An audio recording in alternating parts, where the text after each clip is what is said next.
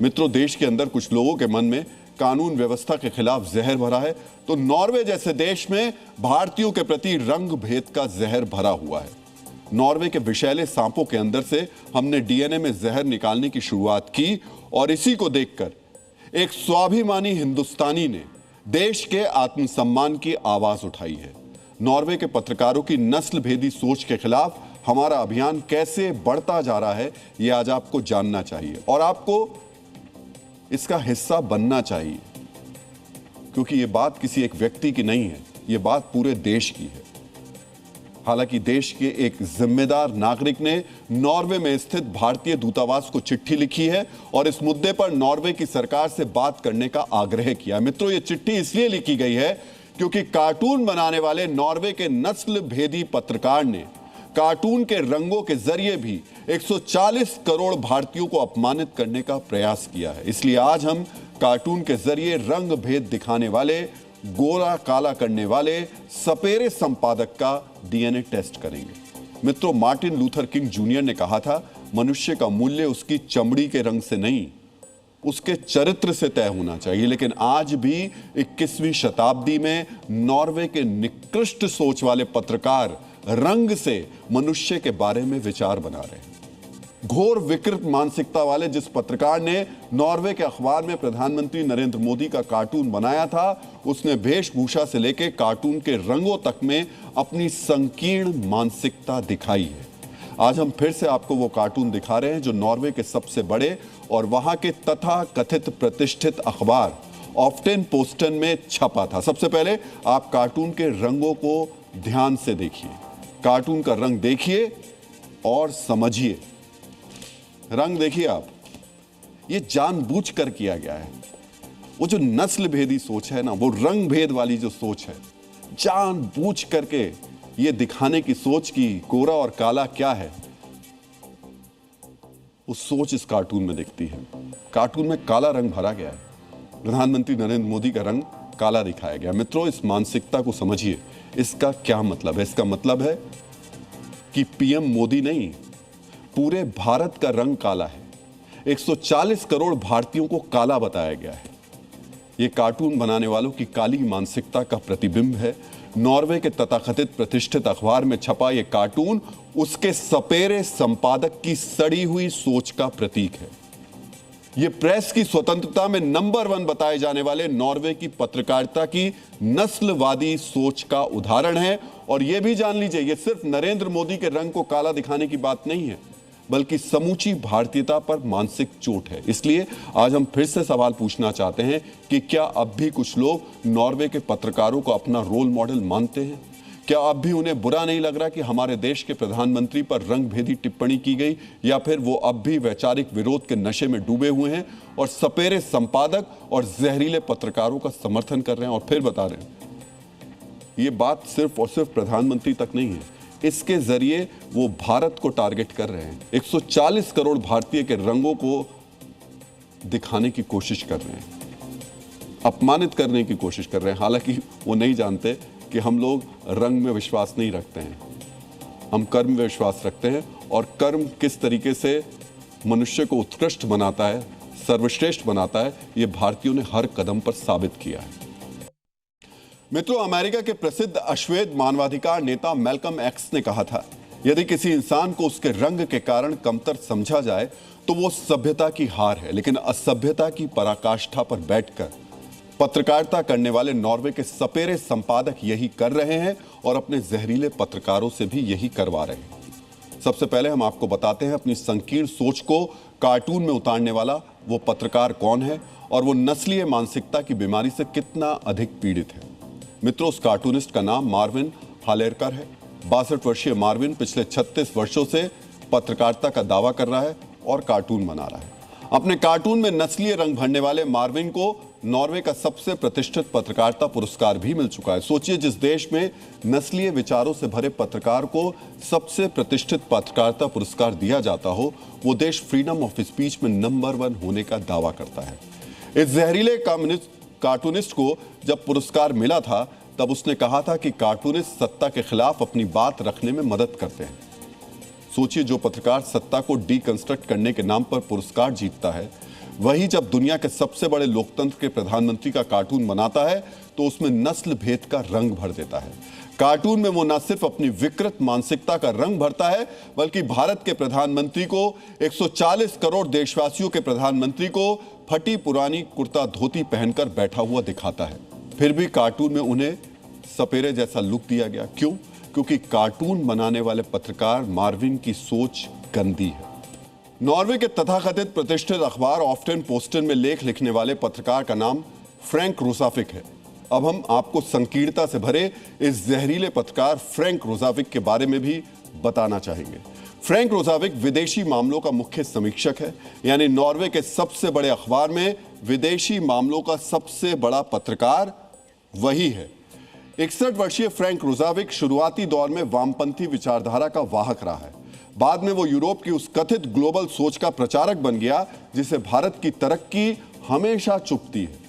2022 में इसने एक किताब लिखी जिसमें आइडेंटिटी पॉलिटिक्स यानी पहचान की राजनीति और कैंसिल कल्चर के नाम पर लिबरल समाज पर बढ़ते दबाव की आलोचना की थी। मित्रों, जो आदमी आइडेंटिटी पॉलिटिक्स के खिलाफ किताब लिखता है वही भारत जैसे राष्ट्र के प्रधानमंत्री पर लेख लिखता है और उसकी हेडलाइन रखता है एक चालाक और थोड़ा झुंझलाहट पैदा करने वाला आदमी। और इसी हेडलाइन के साथ लिखे लेख में नस्ल भेदी कार्टून भी लगाता है। सोचिए उसके दिमाग में कितना जहर भरा हुआ है। इस जहरीले पत्रकार फ्रैंक रोजाविक की वैचारिक बेईमानी के बारे में थोड़ा और जान लीजिए। यह अमेरिका और रूस पर किताब लिख चुका है। जब ट्रंप या पुतिन के बारे में लिखता है तो इसके शब्द चापलूसी की चाशनी में डूबे रहते हैं, लेकिन जब यही व्यक्ति प्रधानमंत्री मोदी के बारे में लिखता है तो उसका नस्लवादी नजरिया सामने आने लगता है। और इस बार भी यही हुआ है। डियर मित्रों, नॉर्वे के अखबार में जहरीले शब्दों में लेख लिखने वाले और नस्लीय मानसिकता से कार्टून बनाने वाले पत्रकार आज जो कह और दिखा रहे हैं वो असल में उनके डीएनए में बसा हुआ है। उनके भीतर भारत और भारतीयों के खिलाफ नफरत कूट कूट कर भरी हुई है।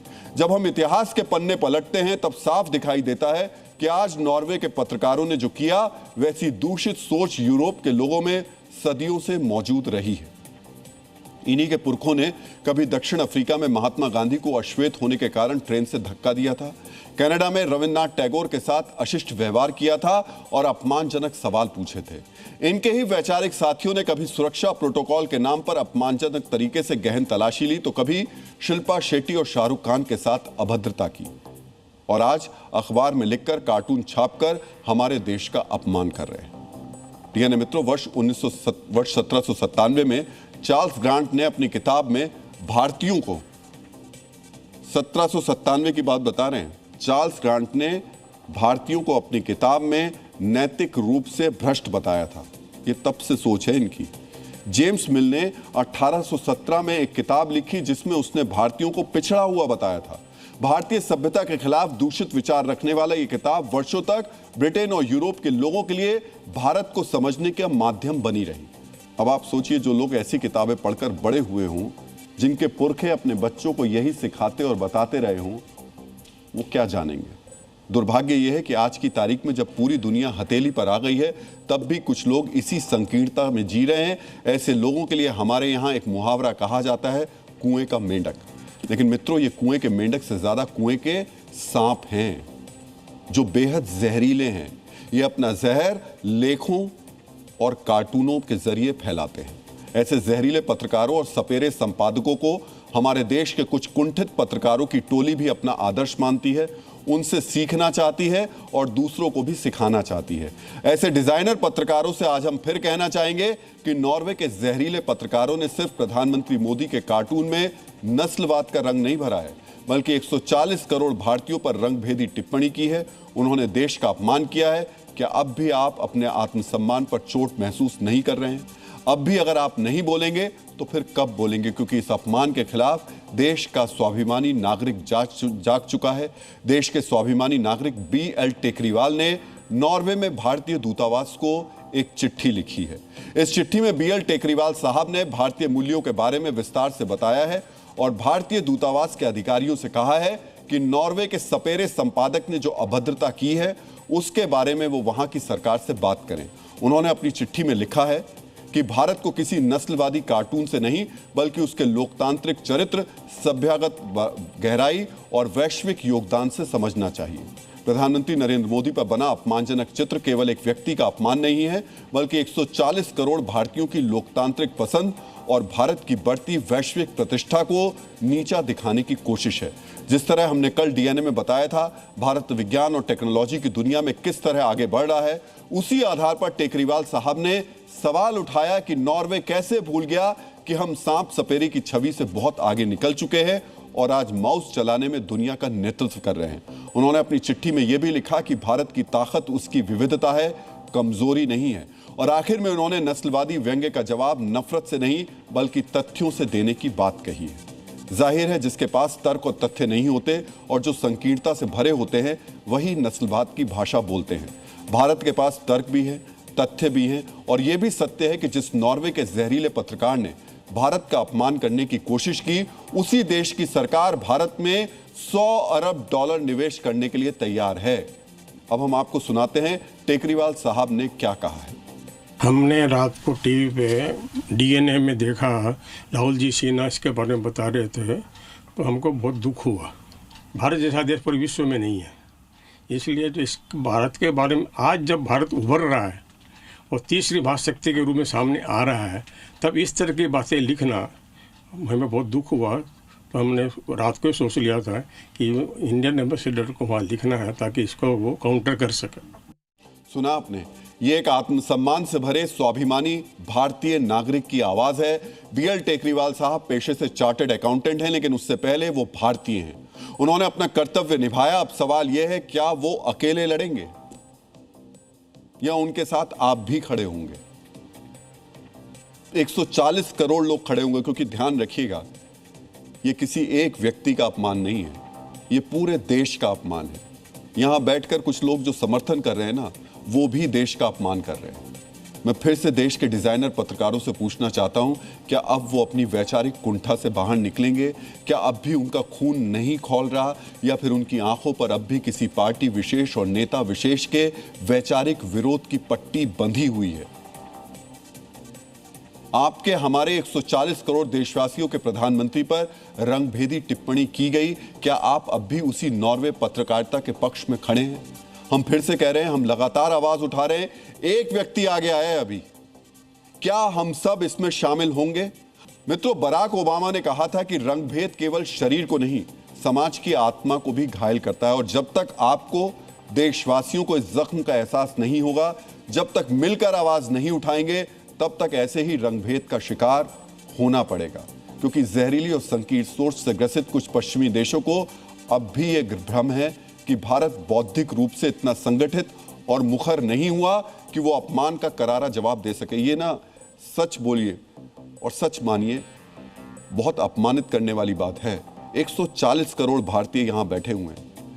विदेशों में बैठे कुछ लोग भारत के खिलाफ जब सोशल मीडिया पर एजेंडा चलाते हैं, तो मिनटों में वो एजेंडा ट्रेंड करने लगता है, उसे ट्रेंड करा दिया जाता है, पूरी दुनिया में दिखाया जाता है, देखो भारत के बारे में, भारत के खिलाफ किस तरीके से ये मुद्दे सोशल मीडिया पर छाए हुए हैं।